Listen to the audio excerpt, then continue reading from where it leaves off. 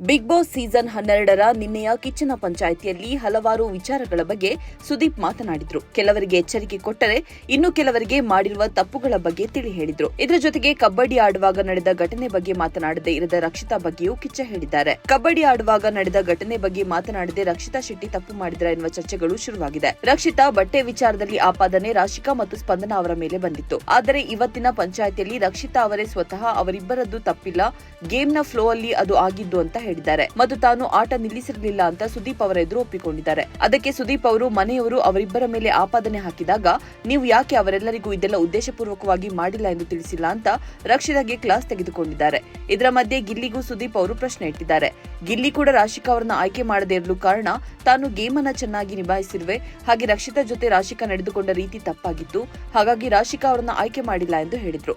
ಇದಾದ ಬಳಿಕ ಸುದೀಪ್ ಅವರು ಈ ಬಗ್ಗೆ ಕ್ಲಾರಿಟಿ ನೀಡಿ ರಕ್ಷಿತಾ ಅವರಿಗೆ ಕ್ಲಾಸ್ ತೆಗೆದುಕೊಂಡ್ರು. ಅವರು ಮನೆಯವರು ಅವರಿಬ್ಬರ ಮೇಲೆ ಆಪಾದನೆ ಹಾಕಿದಾಗ ನೀವು ಯಾಕೆ ಅವರಿಗೆಲ್ಲರಿಗೂ ಇದೆಲ್ಲ ಉದ್ದೇಶಪೂರ್ವಕವಾಗಿ ಮಾಡಿಲ್ಲ ಎಂದು ತಿಳಿಸಿಲ್ಲ, ಒಂದು ವೇಳೆ ನೀವು ಆ ಸಂದರ್ಭದಲ್ಲಿ ಮಾತನಾಡಿದ್ರೆ ಈ ವಾರ ನಿಮಗೆ ಕಿಚ್ಚನ ಚಪ್ಪಾಳೆ ಸಿಗುತ್ತಿತ್ತು ಎಂದು ಹೇಳಿದ್ರು.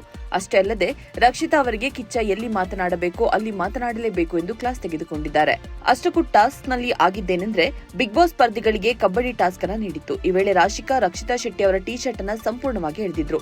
ಆಟ ನಿಲ್ಲಿಸಿ ಅಂತ ರಘು ಹೇಳುತ್ತಿದ್ದರೂ ಸಹ ರಾಶಿಕಾ ಮತ್ತು ಸ್ಪಂದನ ನಿಲ್ಲಿಸಲಿಲ್ಲ. ಹೀಗಾಗಿ ರಕ್ಷಿತಾ ಶೆಟ್ಟಿ ಮಣ್ಣನ್ನ ಎರಚಿದ್ರು. ಮನೆಯ ಗಾರ್ಡನ್ ಏರಿಯಾದಲ್ಲಿ ಕಬಡ್ಡಿ ಗ್ರೌಂಡ್ ನಿರ್ಮಾಣ ಮಾಡಲಾಗಿತ್ತು.